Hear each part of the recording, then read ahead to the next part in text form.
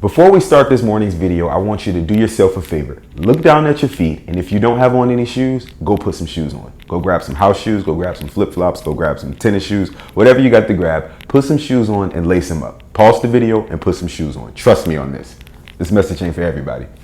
It's for me.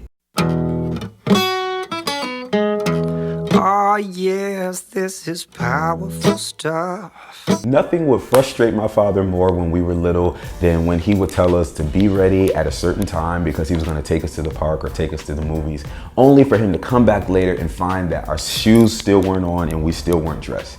And I remember he would say things like, "Why aren't you ready? I told you that you were going to go to the movies. I told you I was going to take you to the park. Come on, get ready, put your shoes on. Why are you lounging around? You should be ready by now." And it's funny because I remember as a kid, we would watch my dad do things like go take care of business, or, maybe he would have a meeting, or he would do yard work, or maybe he would take a nap 30 minutes before the time that he said we were going to leave. No matter what he did, he would still be on time and he would still be ready to go when he said he would be ready. Only thing is, we would hold up the process because we weren't dressed and we didn't have our shoes on.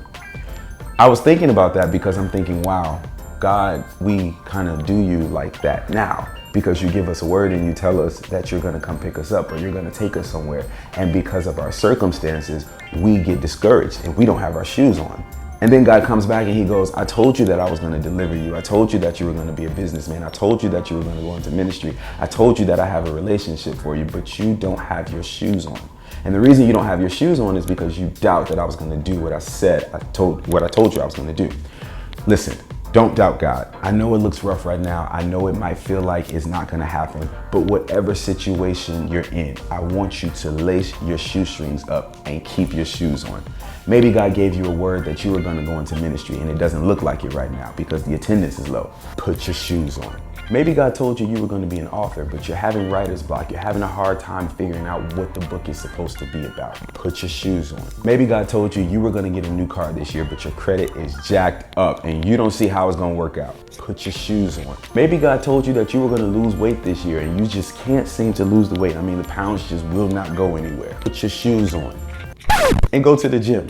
As we embark on a new week, things could get rough. I mean, we would like to say in a perfect world that this is going to be the perfect week, and we like to speak life, but I want you to be prepared just in case things don't go as planned. Just in case things don't match up with the promise or the word that God gave you, I want you to keep your shoes on.